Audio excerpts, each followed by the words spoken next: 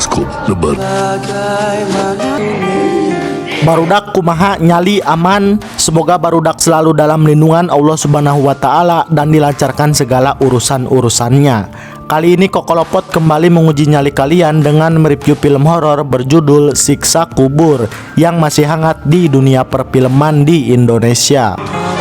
Untuk itu siapkan nyali kalian tanpa banyak bicit. Di awal langsung saja kita gas.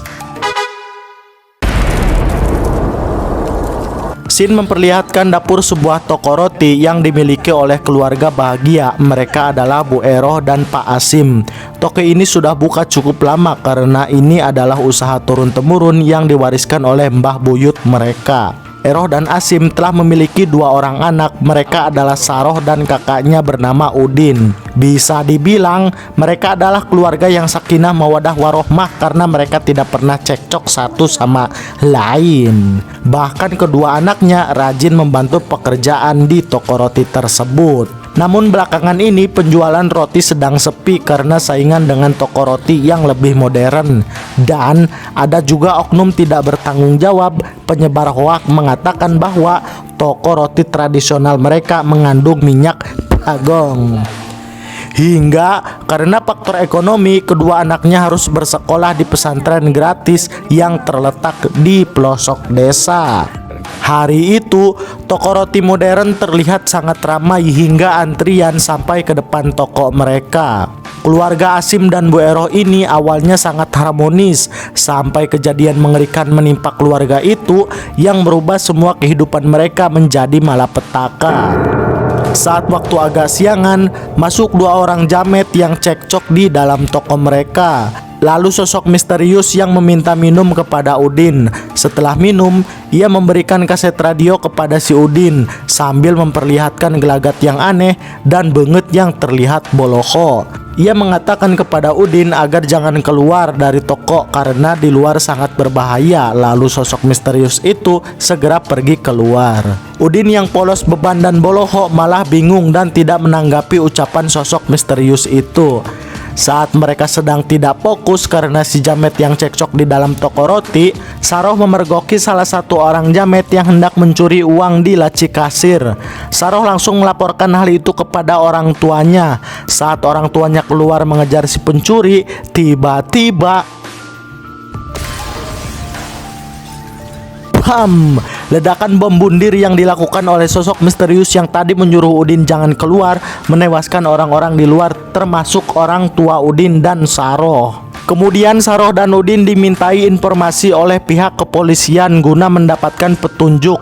Udin mengatakan sosok misterius itu meminta minum, namun saat akan menunjukkan kaset radio yang diberikan oleh sosok misterius itu, Saroh langsung merebut dan mencegah Udin mengatakan hal tersebut. Lalu Saroh mengajak Udin pergi dari sana untuk segera pulang. Saat sampai di luar, terlihat banyak sekali jasad para korban bom bunuh yang telah dievakuasi polisi. Mau tidak mau, Saroh harus melewati jasad-jasad tersebut. Nah, tisorodot kau Saroh. Saat sampai di rumah, mereka langsung memutar kaset radio tersebut. Rekaman kaset radio tersebut tidak memberikan petunjuk apapun. Hanya terdengar suara jeritan dan gemuruh seperti suara siksa kubur.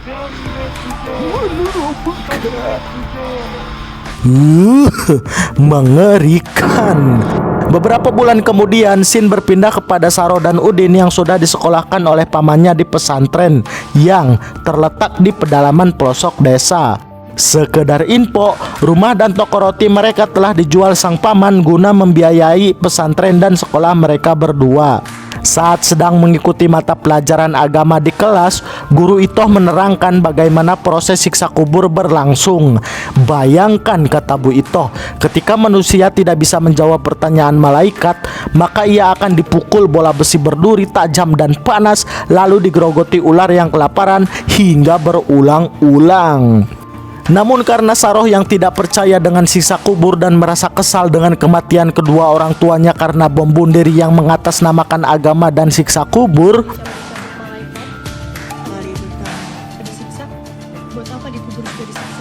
ia membantah penjelasan guru Itoh dengan mengatakan kenapa agama suka menakut-nakuti manusia.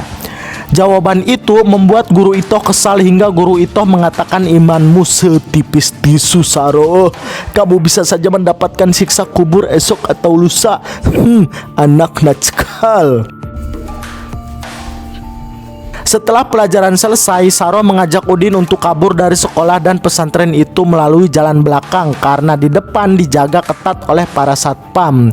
Lewat belakang, mereka harus melalui terowongan angker yang konon di terowongan ini terdapat hantu yang mengerikan. Terowongan tua ini ditakuti oleh para santri, bahkan para guru tidak ada satupun yang berani ke dalam sana. Awalnya Udin si beban ini menolak karena merasa ketakutan. Saroh terus memaksa Udin agar mau ikut bersamanya karena tidak ada jalan lain lagi. Saroh sudah tidak percaya agama dan tidak takut pada apapun, apalagi hantu. Cetek, ucap Saroh. Udin yang sudah kapalang basuh pun mau tidak mau harus mengikuti Saroh untuk lewat ke dalam terowongan angker tersebut. Saat mereka mulai melangkah jauh di terowongan angker dan gelap tersebut, Udin dan Saroh terpisah hingga Saroh malah bertemu sosok hantu bocil yang meminta tolong.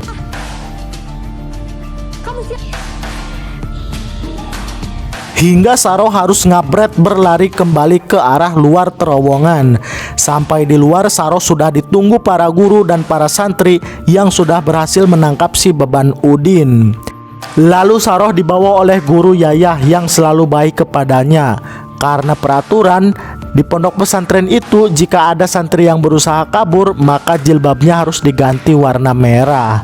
Saroh menanyakan siapa sosok Ismail yang ia temukan di tengah gelapnya terowongan. Namun Bu Yayah diam saja seperti ada fakta yang ditutup-tutupi. Bu Yayah mulanya tidak tega dengan Saroh dan tidak jadi menghukumnya. Namun Guru Itoh yang laknat dan sok cantik ini datang untuk menegakkan aturan dan mengganti kerudung Saroh menjadi merah. Singkat waktu, malam pun poek. Saat para santri sedang ngaji rutinan di kelas, Saroh tidak sengaja mendengar obrolan Bu Itoh dan Bu Yayah, di mana mereka mengatakan kejadian yang menimpa santrinya yang bernama Ismail.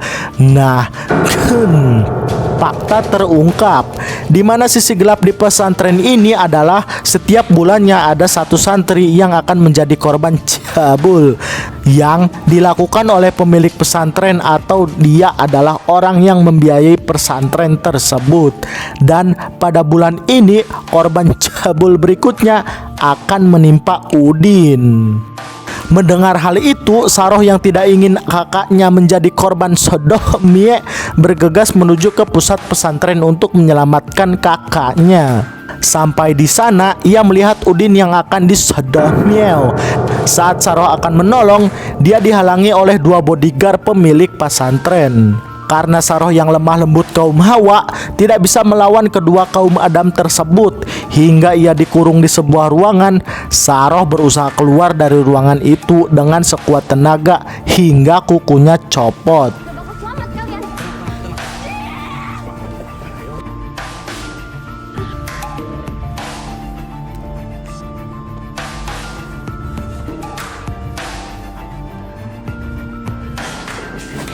Saat setelah berhasil keluar, ia dihampiri Bu Yayah sambil membawa barang-barang Saroh dan Udin. Bu Yayah menyuruh Saroh segera menolong Udin dan kabur dari pesantren terkutuk itu bagaimanapun caranya.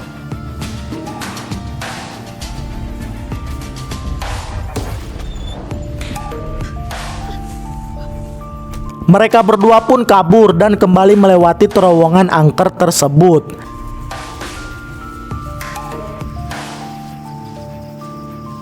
Saat di tengah kegelapan terowongan, lagi-lagi si beban Udin ini malah terpisah dari Saroh, hingga Saroh kembali bertemu dengan sosok hantu bocil Ismail yang meminta tolong.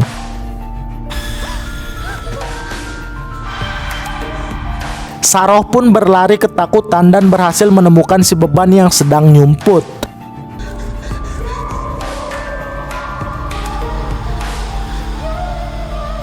Singkat waktu, 10 tahun kemudian, Saroh telah bekerja di Pati Jompo sebagai suster. Ia sengaja bekerja di sana untuk mencari salah satu orang yang semasa hidupnya telah berbuat banyak dosa. Dan nantinya ia ingin membuktikan kalau sebenarnya siksa kubur itu tidak ada dan agama itu adalah kebohongan. Dengan cara ia akan ikut dikubur dengan si pendosa, lalu merekam kejadian di dalam kuburan itu. Lalu scene berpindah kepada si beban Udin. Ia bekerja sebagai pemandi jenazah hingga menguburkan jenazah tersebut. Kembali kepada Saroh. Saroh merupakan suster yang paling baik dan sangat ramah hingga Pak Tejo dan kawan-kawan sangat menghormati Saroh. Lalu di sana juga ada penghuni panti jompo yang bernama Pak Sarta. Pak Sarta memanggil Saroh untuk mengusir anak-anaknya yang selalu memaksa beliau untuk segera pulang. Karena Pak Sarta sangat betah di panti jompo, ia menyuruh anaknya segera pergi dari sana. Saroh pun mengusir mereka.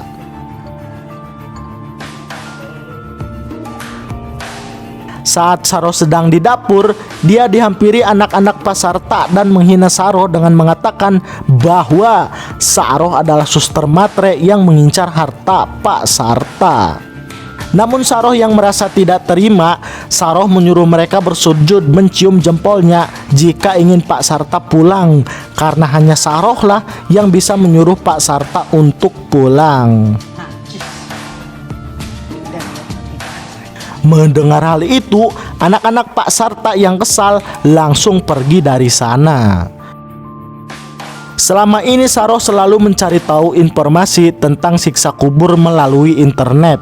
Ia mempelajarinya dan ingin membuktikan bahwa siksa kubur hanyalah tahayul.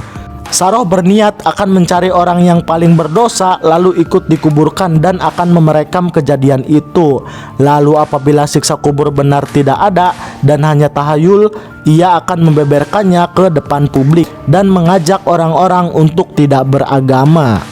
Scene berpindah kepada Udin yang sedang menguburkan jasad. Di sana ia dibantu oleh Saroh. Udin yang masih percaya agama mengingatkan adiknya untuk berhenti dengan niatnya itu karena akan menyebabkan kegaduhan dan kebencian publik. Namun Saroh yang sudah gelap mata dan tidak percaya agama ini tidak memperdulikan perkataan Udin, karena sampai saat ini ia masih dendam atas kematian orang tuanya yang dilakukan oleh oknum yang mengatasnamakan agama. Udin mengatakan bahwa siksa kubur itu ada, tapi bukan jasad yang disiksa, melainkan jiwanya yang disiksa. Jadi jika Saroh ikut dikubur dan merekamnya, ia tidak akan menemukan apapun di dalam sana. Sabodo teuing, kata Saroh. Di sisi lain, rupanya Udin sudah berkeluarga. Namun istrinya meminta cerai karena tidak pernah dinafkahi batin oleh Udin. Kata istrinya, Udin malah memilih bercocok tanam dengan mayat daripada dengan istrinya sendiri. Nah, rumput mayat lebih lebat. Namun yang tidak diketahui sang istri adalah sebenarnya Udin ini trauma hingga tidak pernah bercocok tanam karena dulu pas di pesantren ia jadi korban sodomi si pemilik pesantren. Kembali ke panti jompo, Pak Sarta mengajak ngobrol Saroh mengenai agama. Pak Sarta tidak percaya dengan agama dan segala hal yang berhubungan dengan agama seperti siksa neraka ataupun siksa kubur.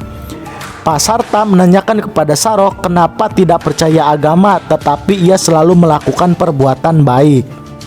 Di sana terjadi perdebatan sengit antara Pak Sarta dengan Saroh hingga Saroh mengungkapkan siapa dirinya sebenarnya. Saroh mengatakan ia adalah salah satu santri di pesantren yang dulu dimiliki oleh Pak Sarta. Dan korban sodomi Pak Sarta salah satunya adalah kakaknya, yaitu si Udin.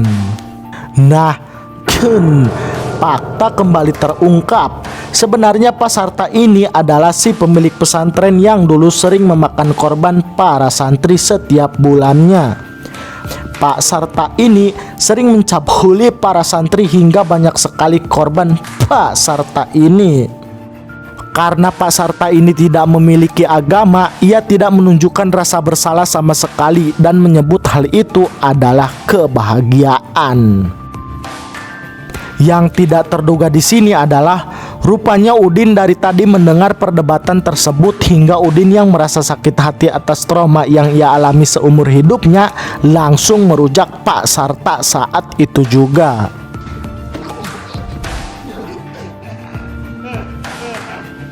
Saroh menghentikan Udin agar jangan membunuh Pak Sarta karena Pak Sarta lah yang nantinya akan menjadi bahan pembuktian Saroh. Apakah di dalam kubur ada siksa kubur atau tidak? Karena bagi Saroh, Pak Sarta adalah orang yang tepat.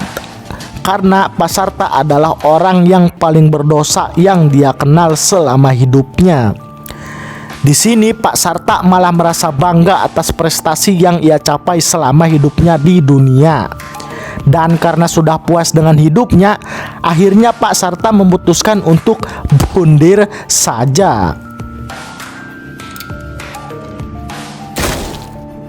Kemudian jasad Pak Sarta dimandikan Udin sambil menahan mual karena ingat kejadian pencabulan dulu yang dilakukan oleh Pak Sarta kepada si Udin. Mau tidak mau ia kembali melihat burung Pak Sarta. Kemudian setelah itu Saroh ikut dikuburkan bersama jasad Pak Sarta demi membuktikan siksa kubur itu ada atau hanya tahayul agama belaka.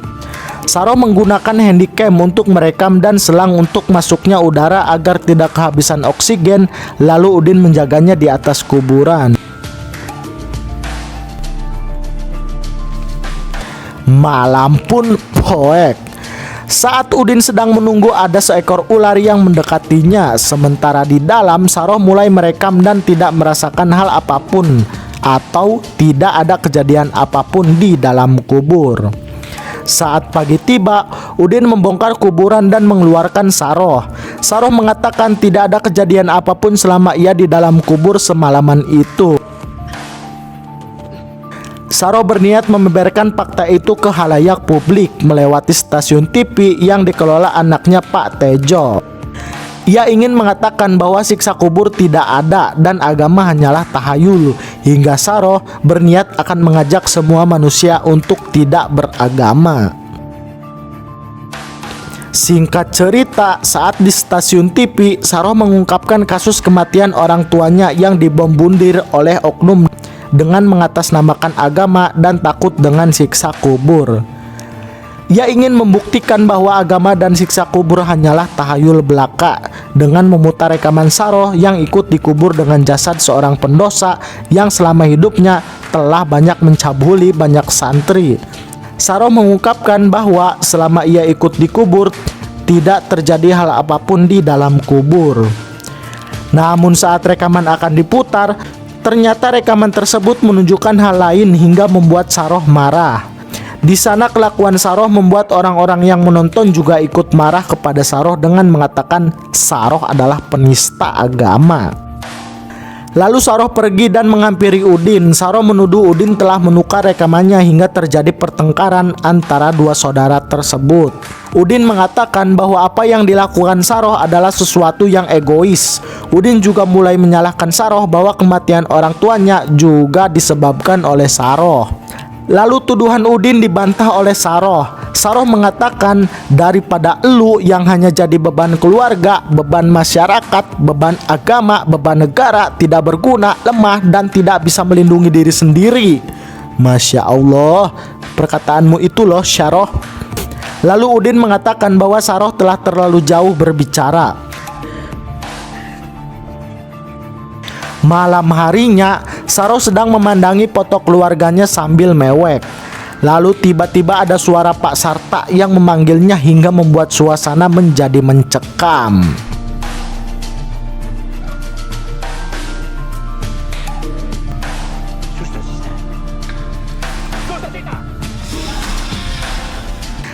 Saat Saroh sedang mencari sumber suara itu, ia bertemu Bu Heni yang mengatakan bahwa Pak Ewo telah berselingkuh dengan Suster Uun. Saroh langsung bergegas ke kamar Uun. Saat sampai di sana, benar saja, di sana terlihat Ewo dan Uun yang baru selesai bercocok tanam hingga membuat Bu Heni marah hingga tidak ingin memaafkan Pak Ewo lagi. Setelah itu, terlihat Bu Heni yang sedang bersedih tiba-tiba ngompol dan muntah. Bu Heni pun berniat mencuci pakaiannya di mesin cuci. Namun saat itu cincin kawinnya malah terlepas di dalam mesin cuci. Saat ia nekat masuk ke dalam mesin cuci untuk mencari cincin tersebut, sialnya tangannya tidak sengaja memencet saklar mesin cuci hingga Bu Heni ikut terguling di dalam mesin cuci sampai modar.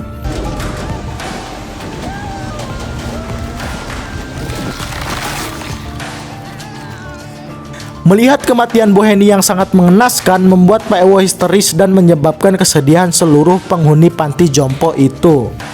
Di sana lagi-lagi Saroh mendengar suara Pak Sarta sampai terbawa ke dalam mimpinya.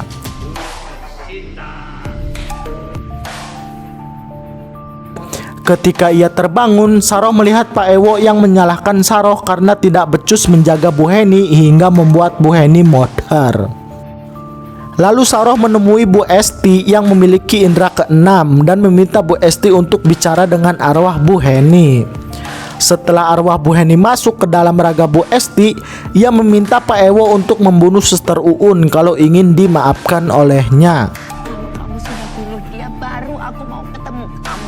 Setelah merasa hal ini tidak benar, Saroh menghentikan ritual itu. Di tempat lain, Udin terlihat sedang bekerja memandikan jenazah. Namun ia dikagetkan dengan suara ketukan di dalam loker.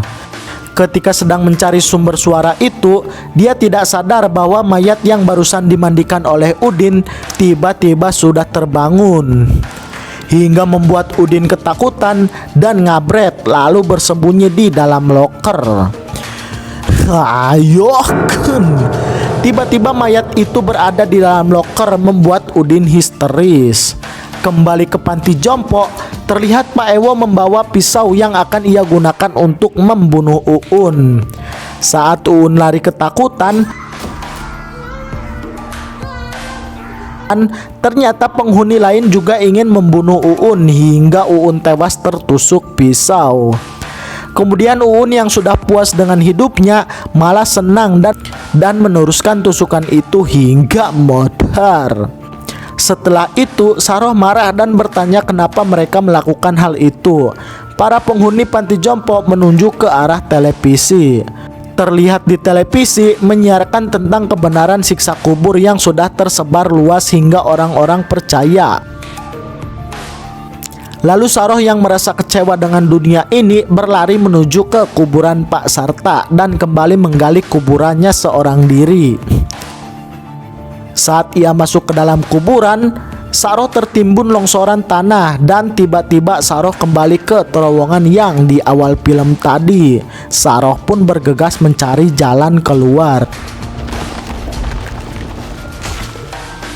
Hingga tiba-tiba ia bertemu sosok bocil dan Udin yang kelihatan aneh. Namun itu hanyalah halusinasi Saroh saja. Saroh bertemu dengan sosok kakaknya Udin yang terlihat begitu aneh dengan muka yang sangat pucat. Tiba-tiba Saroh berada di ruangan toko roti orang tuanya hingga mengembalikan kenangan dulu saat mereka masih hidup.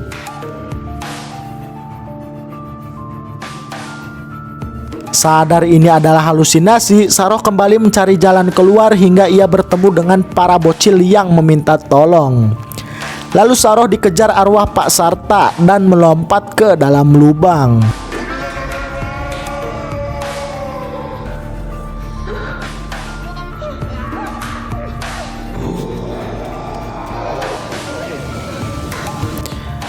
Sadar-sadar, Saroh masih berada di dalam kubur bersama jasadnya Pak Sarta.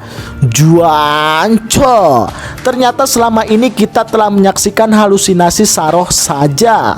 Sampai pada kenyataannya, Saroh masih di dalam kubur dan menyaksikan bagaimana jasad Pak Sarta sedang disiksa oleh sosok tak kasat mata. Inilah siksa kubur sebenarnya. Mandra buka.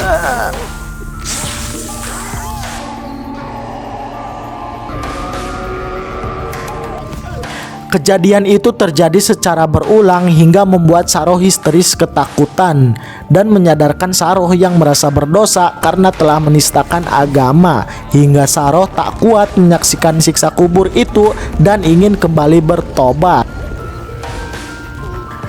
Sesaat kemudian beruntung Udin datang dan menolong Saroh keluar. Terlihat mata dan leher Udin membengkak akibat dipatuk ular di awal film tadi. Lalu Saroh mengajak mereka segera pergi agar tetap hidup. Namun saat akan pergi, tiba-tiba terdengar suara Mandropuka. Dan film pun berakhir. Sedikit penjelasan, jadi begini, sebenarnya Saroh telah meninggal kehabisan oksigen saat dikubur bersama jasad Pak Sarta. Dan Udin meninggal akibat dipatok ular berbisa pada malam itu juga. Nah, semua kejadian aneh yang kita tonton tadi hanyalah halusinasi Saroh sebelum ia meninggal. Seperti kejadian di panti jompo, Bu Heni yang meninggal, Suster Uun meninggal, dan Udin yang ditakuti para hantu. Itu semua hanya halusinasi Saroh saja. Kecuali sampai kematian Pak Sarta itu memang nyata. Kemudian apa yang dilihat Saroh terhadap siksa kubur Pak Sarta itu adalah halusinasi saat Saroh sedang sakaratul maut. Makanya di scene akhir ada suara malaikat yang meneriaki Saroh Mandropuka. Begitulah kira-kira. Selama ini kita hanya melihat halusinasi si Saroh saja. Eits, jangan kesal, karena memang konsep filmnya seperti itu, dan itu sudah sesuai dengan kemauan produser film. Kokolopot pamit, capek ngabacot, mari kita ngopi.